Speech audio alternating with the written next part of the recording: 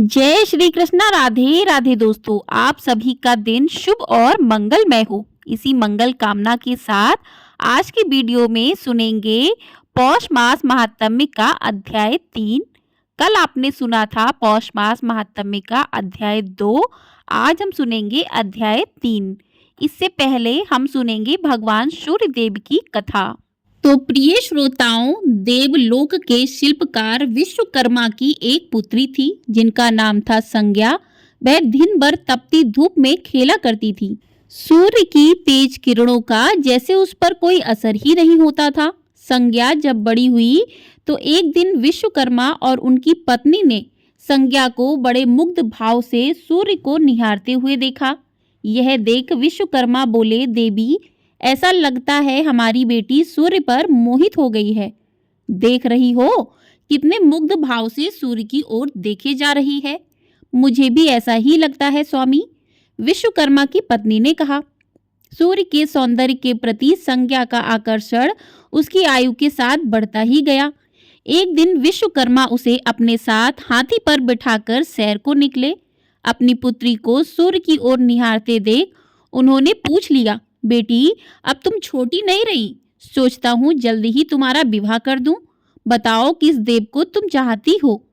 पिताजी, आकाश में सूर्य से बढ़कर कोई तेजस्वी नहीं है, संज्ञा ने उत्तर दिया।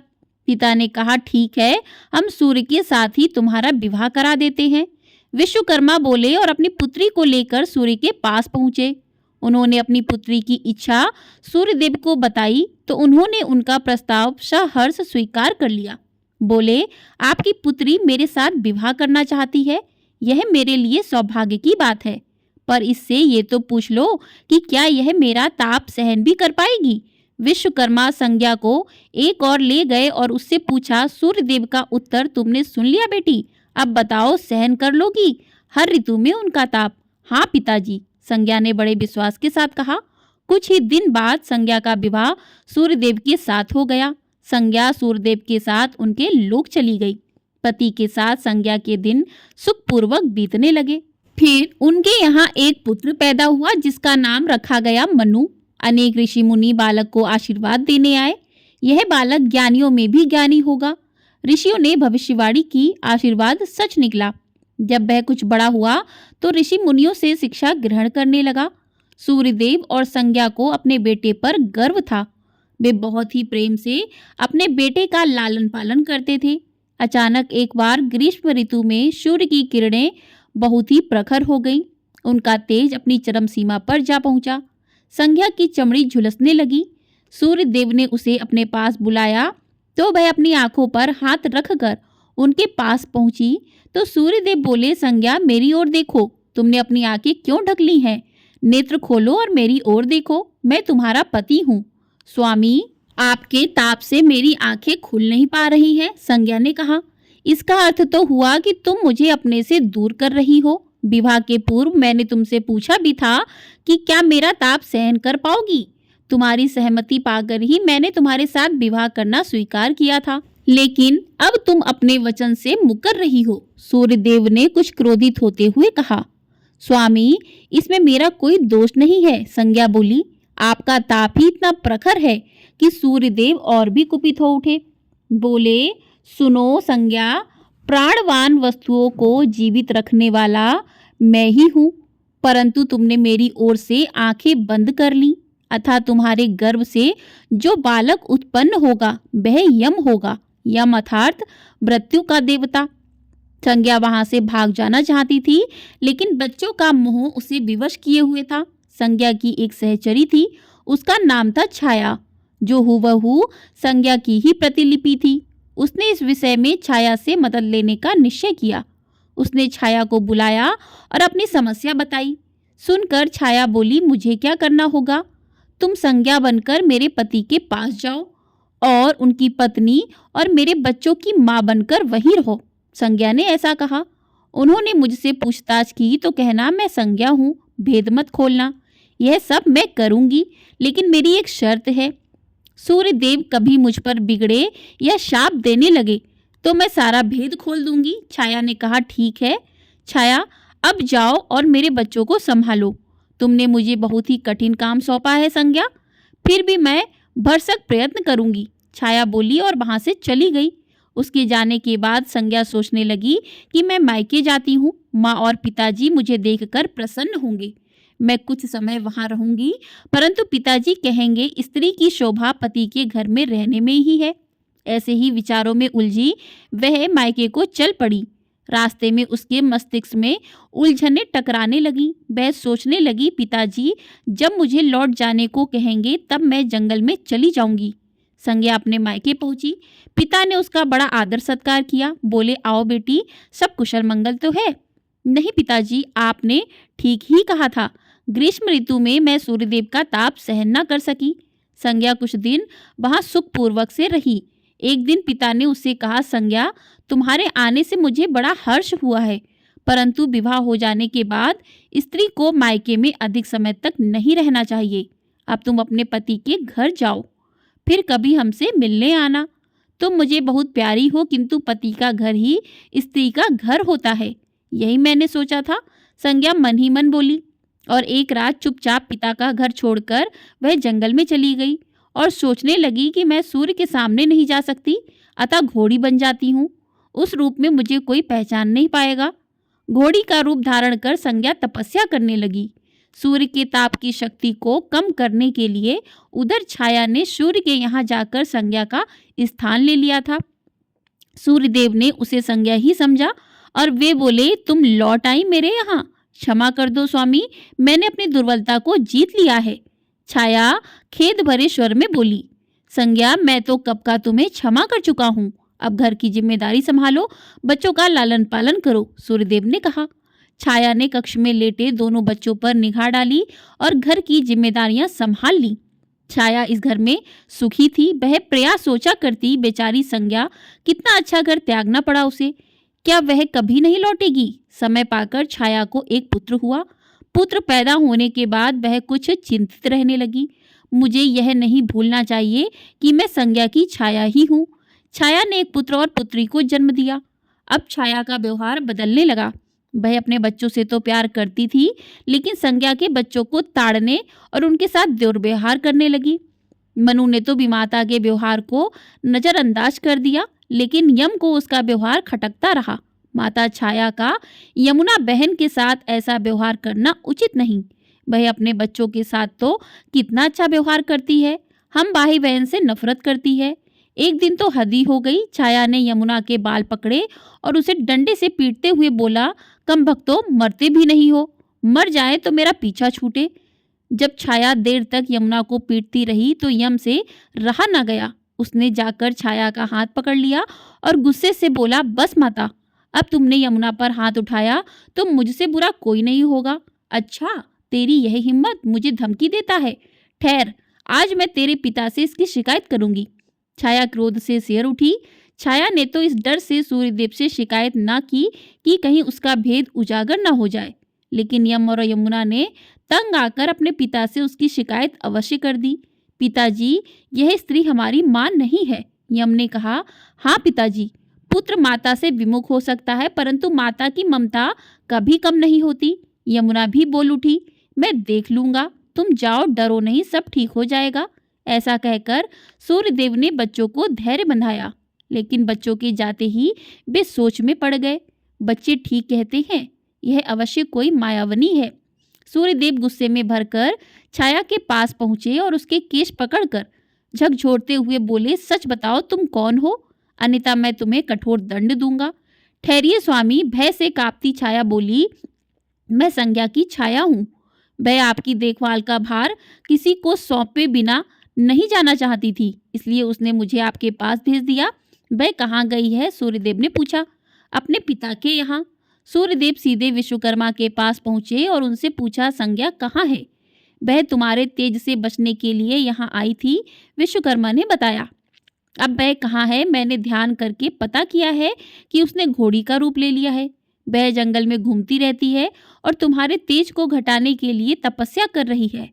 विश्वकर्मा ने बताया, तो आप मेरा तेज घटा दीजिए, फिर उसे खोजने के लिए चलते हैं, सूर्यदेव बोले। विश्वकर्मा ने सूर्यदेव के तेज का 8वां भाग छाट दिया। जिससे उनका तेज घट गया। फिर वे संज्ञा को खोजने निकले। उन्होंने राहगीरों से पूछताछ की, तुमने इधर कोई घोड़ी देखी है? हाँ, एक विलक्षण घोड़ी को हमने नदी के पास विचरण करते हुए देखा है, राहगीरी ने ऐसा बताया। उसमें विलक्षण क्या बात है? वह घोड़ी मानवी भाषा में बोलती है। देव, तब तो वह अवश्य ही संज्ञा होगी, सूर्यदेव ने कहा। सूर्य घोड़ी के निकट पहुंचे और कहा, संज्ञा, मैं सूर्य हूँ, तुम्हारा पति। अब यह घोड़ी का रूप त्याग दो। घोड़ी बनी संज्ञा ने उत्तर दिया कि जब तक मेरी मनोकामना पूरी नहीं होगी मैं यह रूप नहीं त्यागूंगी। तो सूर्यदेव ने कहा, तुम्हारी मनोकामना तो पूरी हो गई है। सूर्यदेव ठीक कहते हैं बेटी, विश्वकर्मा ने कहा। मैंने इनके तेज का 8वां भाग काट दिया है।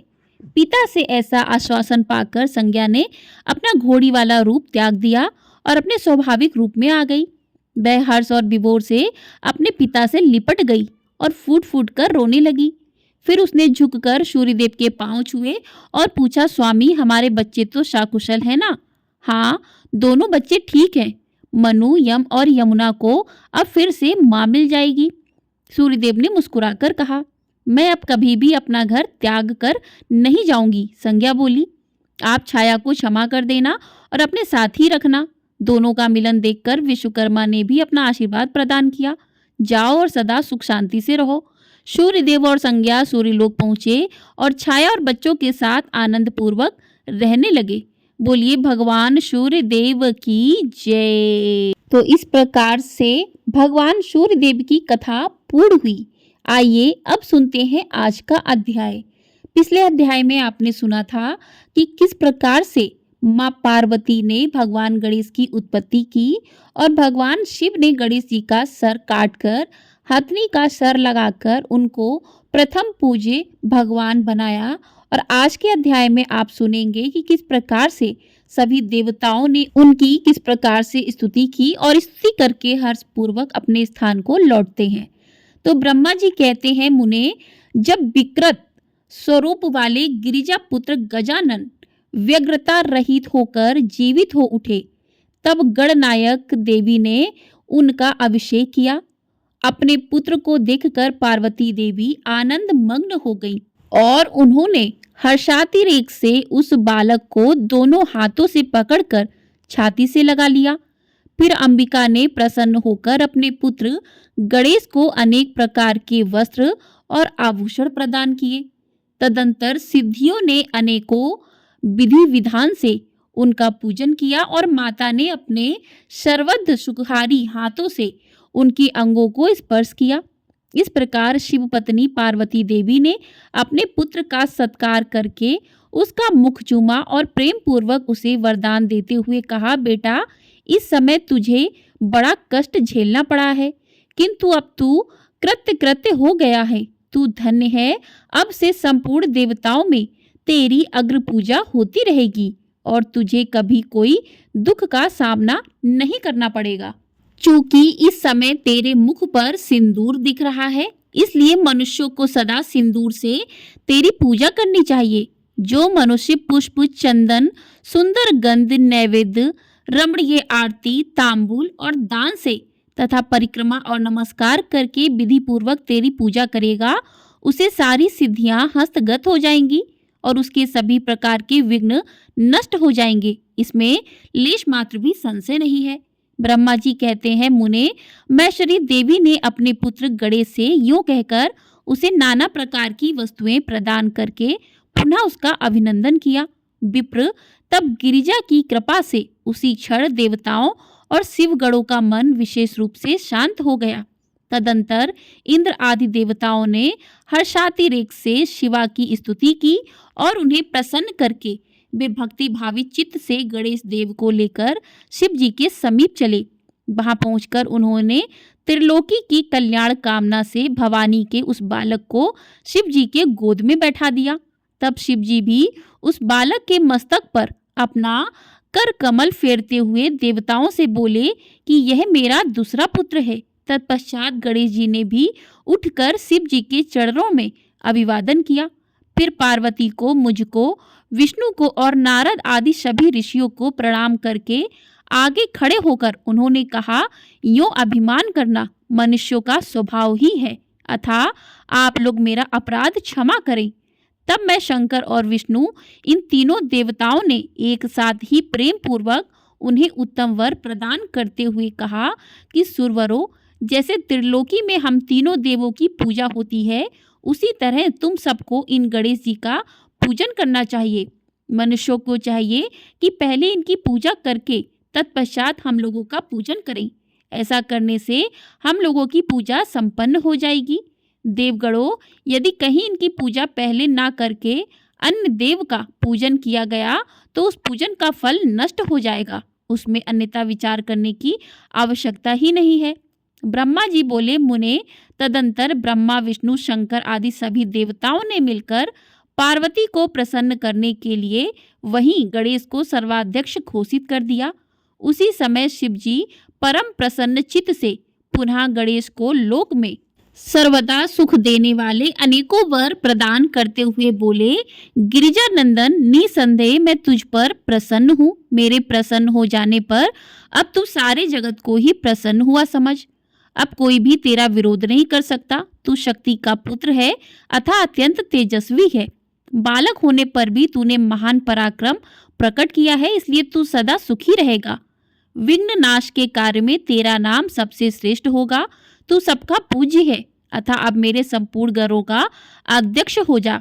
इतना कहने के पश्चात महात्मा शंकर अत्यंत प्रसन्नता के कारण गणेश को पुनः वरदान देते हुए बोले कि गणेश्वर, तू भाद्रपद मास के कृष्ण पक्ष की चतुर्थी तिथि को चंद्रमा का शुभोदय होने पर उत्पन्न हुआ है। जिस समय गिरिजा के सुंदर चित्त से तेरा रूप प्रकट हुआ, उस समय रात्रि का प्रथम पहर बीत रहा था। इसलिए उसी दिन से आरंभ करके उसी तिथि में तेरा उत्तम व्रत करना चाहिए। यह व्रत परम शोभन तथा संपूर्ण सिद्धियों का प्रदाता है। वर्ष के अंत में जब पुनः वही चतुर्थी आ जाए, तब तक मेरे कथानुसार तेरे व्रत का पालन करना चाहिए। जिन्हें संसार में अनेकों प्रकार के अनुपम सुखों की कामना हो, उन्हें चतुर्थी के दिन भक्ति पूर्वक विधि सहित तेरा पूजन करना चाहिए। जब मार्गशीर्ष मास के कृष्ण पक्ष की चतुर्थी आए, तब उस दिन प्रातःकाल स्नान करके व्रत के लिए ब्राह्मणों से निवेदन करे, पूर्वोक्त विधि से उपवास करे, फिर धातु की, मूंगे की, श्वेत मदार की अथवा मिट्टी की मूर्ति बनाकर उसकी प्राण प्रतिष्ठा करे और भक्ति भाव से नाना प्रकार के दिव्य गंधों, चंदनों और पुष्पों से उसकी पूजा करे। पुनः रात्रि का प्रथम पहर बीत जाने पर स्नान करके दुर्वा दलों से पूजन करना चाहिए। यह दुर्वा जड़ रहित 12 अंगुल लंबी और 3 गांठों वाली होनी चाहिए। ऐसी 101 अथवा 21 दुर्वा से उस स्थापित प्रतिमा की पूजा करें। तत्पश्चात धूप दीप, अनेक प्रकार के नैवेद्य, तांबूल, अर्घ और उत्तम उत्तम पदार्थों द्वारा गणेश की पूजा करें और स्तवन करके उसके आगे प्रणिपात करें। यूं गणेश जी की पूजा करने के पश्चात बाल चंद्रमा का पूजन करें। तत्पश्चात हर्ष पूर्वक ब्राह्मणों की पूजा करके उन्हें मिष्ठान का भोजन कराएं। उनके भोजन कर लेने के बाद स्वयं भी नमक रहित मिष्ठान का ही प्रसाद पाएं। फिर गणेश का स्मरण करके अपने सभी नियमों का विसर्जन कर दें। इस प्रकार करने से यह शुभ व्रत पूर्ण होता है। बेटा, यूं व्रत करते करते जब वर्ष पूरा हो जाए, तब व्रती मनुष्य को चाहिए कि वह व्रत की पूर्ति के लिए व्रतोद्यापन का कार्य भी संपन्न करे। इसमें मेरे आज्ञानुसार 12 ब्राह्मणों को भोजन कराना चाहिए। व्रती को चाहिए कि वह एक कलश स्थापित करके उस पर तेरी मूर्ति की पूजा करे। तत्पश्चात वेद विधि के अनुसार वेदी का निर्माण करके उस पर अष्टदल कमल बनाए। फिर उसी पर धन की कंजूसी छोड़कर हवन करे। पुनः मूर्ति के सामने 2 स्त्रियों और 2 बालकों को बिठाकर विधि पूर्वक उनकी पूजा करे और सादर उन्हें भोजन कराए और रात्रि में जागरण करे। प्रातःकाल पुनः पूजन करके पुनरागमन के लिए विसर्जन कर दे। बालकों से आशीर्वाद ग्रहण करे, स्वस्ति वाचन कराए और व्रत की पूर्ति के लिए पुष्पांजलि निवेदित करे। फिर नमस्कार करके नाना प्रकार के कार्यों की कल्पना करे। इस प्रकार जो इस व्रत को पूर्ण करता है उसे अविष्ट फल की प्राप्ति होती है। गणेश, जो श्रद्धा सहित अपनी शक्ति के अनुसार नित्य तेरी पूजा करेगा, उसके सभी मनोरथ सफल हो जाएंगे। मनुष्यों को सिंदूर, चंदन, चावल, केतकी के पुष्प आदि अनेकों उपचारों द्वारा गणेश्वर का पूजन करना चाहिए। यूँ जो लोग नाना प्रकार के उपचारों से भक्ति पूर्वक तेरी पूजा करेंगे, उनके विघ्नों का सदा के लिए नाश हो जाएगा और उनकी कार्य सिद्धि होती रहेगी। सभी वर्ण के लोगों को, विशेषकर स्त्रियों को यह पूजा अवश्य करनी चाहिए तथा अभ्युदय की कामना करने वाले राजाओं के लिए भी यह व्रत अवश्य कर्तव्य है। व्रती मनुष्य जिस जिस वस्तु की कामना करता है उसे निश्चय वह वस्तु प्राप्त हो जाती है। अर्थात जिसे किसी वस्तु की अभिलाषा हो उसे अवश्य ही तेरी सेवा करनी चाहिए। ब्रह्मा जी कहते हैं, मुने, जब शिव जी ने महात्मा गणेश को इस प्रकार वर प्रदान किया तब संपूर्ण देवताओं, श्रेष्ठ ऋषियों और शिव के प्यारे समस्त गणों ने तथास्तु कहकर उनका समर्थन किया और अत्यंत विधि पूर्वक गणाधीश का पूजन किया। तत्पश्चात शिव गणों ने आदर पूर्वक नाना प्रकार की पूजन सामग्री से गणेश्वर की विशेष रूप से अर्चना की और उनके चरणों में प्रणाम किया। मुनीश्वर, उस समय गिरिजा देवी को जो आनंद प्राप्त हुआ उनका वर्णन मेरे चारों मुखों से भी नहीं हो सकता। तब फिर मैं उसे कैसे बताऊं? उस अवसर पर देवताओं की धुंधुवियां बजने लगी, अप्सराएं नृत्य करने लगी, गंधर्व श्रेष्ठ गान करने लगे और पुष्पों की वर्षा होने लगी। इस प्रकार गणेश के गणाधीश पद पर प्रतिष्ठित होने पर वहां महान उत्सव मनाया गया। सारे जगत में शांति स्थापित हो गई और सारा दुख समाप्त हो गया। नारद, शिव और पार्वती को तो विशेष आनंद प्राप्त हुआ और सर्वत्र अनेक प्रकार के सुखदायक मंगल होने लगे। तदंतर संपूर्ण देवगण और ऋषिगण जो वहां पधारे हुए थे वे सभी शिव की आज्ञा से अपने अपने स्थान को चले। उस समय वे शिव जी की स्तुति करके गणेश और पार्वती जी की बारंबार प्रशंसा कर रहे थे और कैसा अद्भुत युद्ध हुआ यूं परस्पर वार्तालाप करते हुए चले जा रहे थे। इधर जब गिरिजा देवी का क्रोध शांत हो गया तब शिव जी भी, जो स्व आत्माराम होते हुए भी सदा भक्तों का कार्य सिद्ध करने के लिए उद्धत रहते हैं, गिरिजा के सन्निकट गए और लोगों की हित कामना से पूर्ववत नाना प्रकार के सुखदायक कार्य करने लगे। तब मैं ब्रह्मा और विष्णु दोनों भक्ति पूर्वक शिव शिवा की सेवा करके शिव की आज्ञा ले अपने अपने धाम को लौट आए। जो मनुष्य जितेंद्रिय होकर इस परम मांगलिक आख्यान को श्रवण करता है वह संपूर्ण मंगलों का भागी होकर मंगल भवन हो जाता है। इसके श्रवण से पुत्रहीन को पुत्र की, निर्धन को धन की, भायार्थी को भार्या की, प्रजार्थी को प्रजा की, रोगी को आरोग्य की और अभागों को सौभाग्य की प्राप्ति होती है। जिस स्त्री का पुत्र और धन नष्ट हो गया हो और पति परदेश चला गया हो उसे उसका पति मिल जाता है। जो शोक सागर में डूब रहा हो वह इसके श्रवण से निसंदेह शोक रहित हो जाता है। यह गणेश चरित्र संबंधी ग्रंथ जिसके घर में सदा वर्तमान रहता है वह मंगल संपन्न होता है। इसमें तनिक भी संशय की गुंजाइश नहीं है। जो यात्रा के अवसर पर अथवा किसी भी पुण्य पर्व पर इसे मन लगाकर सुनता है वह श्री गणेश की कृपा से संपूर्ण अविष्ट फल प्राप्त कर लेता है। बोले भगवान गणेश की जय। तो इस प्रकार से आज का अध्याय समाप्त हुआ। अब हम सुनते हैं श्री सूर्य चालीसा। श्री रवि हरत हो घोर तम अगणित किरण पसारी, वंदन करु तब चरणन में अर्घ देऊ जलधारी। सकल सृष्टि के स्वामी हो सचराचर के नाथ, निस दिन होत तुमसे ही होवत संध्या प्रभात। जय भगवान सूर्य तमहारी, जय खगेश दिनकर शुभकारी। तुम हो सृष्टि के नेत्र स्वरूपा, त्रिगुणधारी त्रिदेव स्वरूपा। तुम ही करता पालक संहारक, भुवन चतुर्दश के संचालक। सुंदर वदन चतुर्भुजधारी, रश्मि रथी तुम गगन बिहारी। चक्र शंख अरु श्वेत कमलधर, वर मुद्रा सोहत चोटे कर। शीश मुकुट कुंडल गलमाला, चारु तिलक तब भाल विशाला। सप्त अश्वरथ अति द्रुतगामी, अरुण साथी गति अभिरामी। रक्त वरुण आभूषण धारक, अति प्रिय तो है लाल पदार्थ। सर्वमात्मा कहे तुम्हें ऋग्वेदा, मित्र कहे तुमको सब वेदा। पंचदेव में पूजे जाते, मन वांछित फल साधक पाते। द्वादश नाम जाप उद्धारक, रोग शोक अरु कष्ट निवारक। माँ कुंती तब ध्यान लगायो, दानवीर सुत कर्ण सुपायो राजा युधिष्ठिर तब सब गायो, अक्षय पात्र वो वन में पायो, शस्त्र त्याग अर्जुन अकुरायो, वन आदित्य हृदय से पायो, विंध्याचल तब मार्ग में आयो, हाहाकार तिमिर से छायो, मुनि अगस्त्य गिरि पर गर्व मिटायो, निज तपबल से विधि नवायो, मुनि अगस्त तब महिमा गाई, सुमिर भय विजय रघुराई, तोय बिरोक मधु फल जाना, मुख में लीनी तोय हनुमाना, तब नंदन शनि देव कहावे, पवन के सूत शनि तीर मिटावे, यज्ञ व्रत स्तुति तुम्हारी कीनी, भेंट शुक्ल यजुर्वेद की दीनी, सूर्यमुखी खरी तर तब रूपा, कृष्ण सुदर्शन भानु स्वरूपा, नमन तोहे ओंकार स्वरूपा,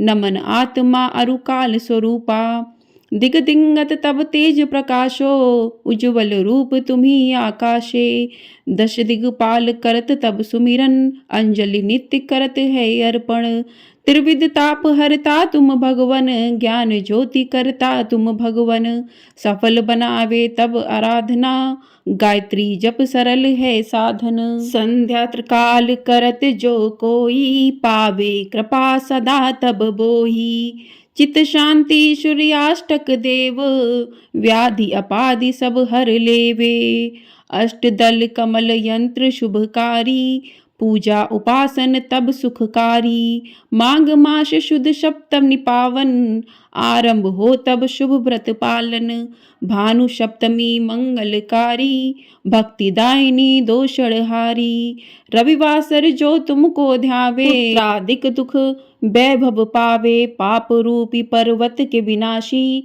ब्रज रूप तुम हो अविनाशी, राहुवान तब ग्रास बनावे, ग्रहण सूर्यता को लग जावे, धर्म दान तप करते हैं साधक, मिटत राहु तब पीड़ा बाधक, सूर्य देव तब कृपा कीजे, दीर्घ आयु बल बुद्धि दीजे, सूर्य उपासना का नित ध्यावे, कुष्ठ रोग से मुक्ति पावे, दक्षिण दिशा तोरी गति जावे, दक्षिणायन वो ही कहलावे, उत्तर मार्गी तोरो रथ होवे, उत्तरायण तब वो कहलावे, मन अरु वचन कर्म हो पावन, संयम करता भलित आराधना, भरत दास चिंतन करत घर दिन कर तब ध्यान, राखियो कृपा इस भक्त पे तुम्हारी सूर्य भगवान, ओम सूर्याय नमः। तो इस प्रकार से सूर्य चालीसा पूर्ण हुआ। अब करते हैं सूर्य देव की आरती। ओम जय सूर्य भगवान, जय हो दिनकर भगवान, जगत के नेत्र स्वरूपा तुम हो त्रिगुण स्वरूपा, धरत सब ही तब ध्यान, ओम जय सूर्य भगवान, ओम जय सूर्य भगवान। सारथी अरुण है प्रभु तुम, श्वेत कमल धारी तुम चार भुजाधारी, अश्व है सात तुम्हारे कोटि किरण पसारे, तुम हो देव महान, ओम जय सूर्य भगवान। उषा काल में जब तुम उद्याचल आते, सब तब दर्शन पाते, फैलाते उजियारा, जागता तब सग जग जागता तब जग सारा, करे सब तब गुणगान, ओम जय सूर्य भगवान। संध्या में भुवनेश्वर अस्ताचल जाते, गोधन तब घर आते, गोधुली बेला में हर घर आंगन में हो तब महिमा गान, ओम जय सूर्य भगवान, ओम जय सूर्य भगवान।